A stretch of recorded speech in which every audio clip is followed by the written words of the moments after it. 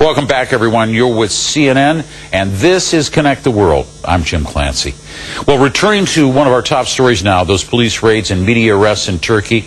Turkey's Zaman Daily was one of the newspaper offices specifically targeted. Let's talk to someone who was there.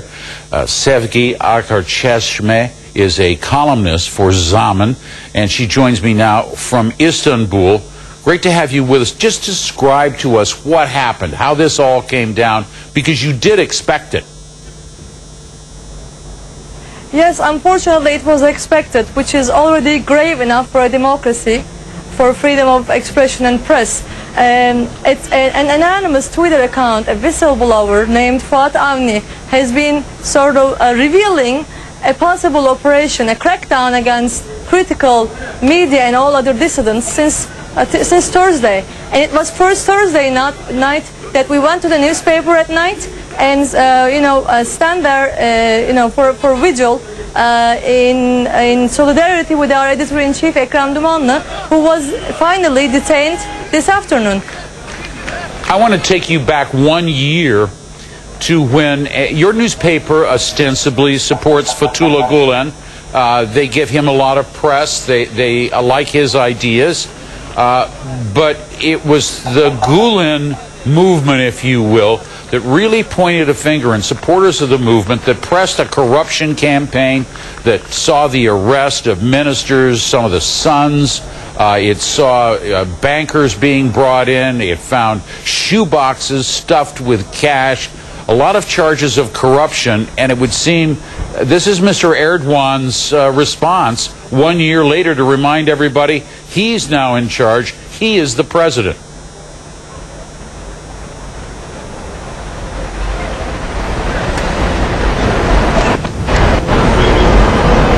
You are disconnected. I'm sorry, I can't hear. Can you hear me now? You said I didn't hear the part after you said he's the president now. Yes, he's the president now. Do you see this as retaliation because your newspaper and others supported a corruption probe of now President Erdogan and his supporters, his team, if you will? We could say so.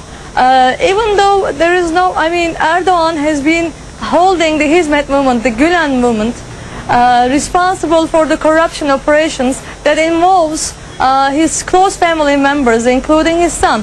The allegations are serious, grave actually, but unfortunately the government did everything in its power to cover up these corruption investigations, and they changed the legislation.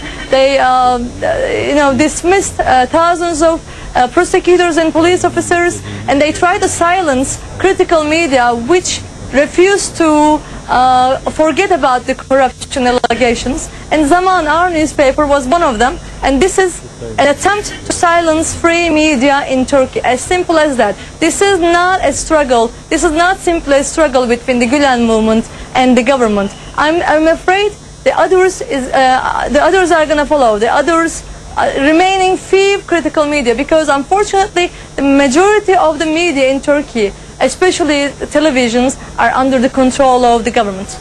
Well, people are worried about their jobs too. It has a chilling effect on everyone in a country. Turkey at one point wanted to be a part of Europe. Freedom of the press is vital. It's essential to gain admission into the European Union. In what direction do you think Mr. Erdogan is taking Turkey tonight with these arrests? Very good question.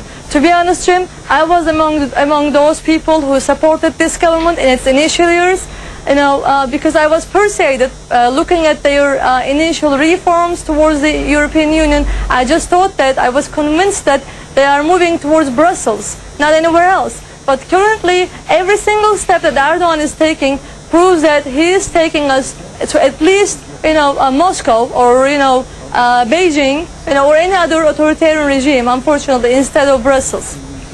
Sevgi Akarcesme, a Zaman journalist, Turkish journalist there, concerned about the future of journalism, concerned about her colleagues who have been arrested and others tonight, concerned about her country, Turkey. Thank you so much for joining us. I appreciate you. Thank you for having me. Well, live from the CNN Center, this is Connect the World. And coming up, a marvel in Cairo. Equipped with a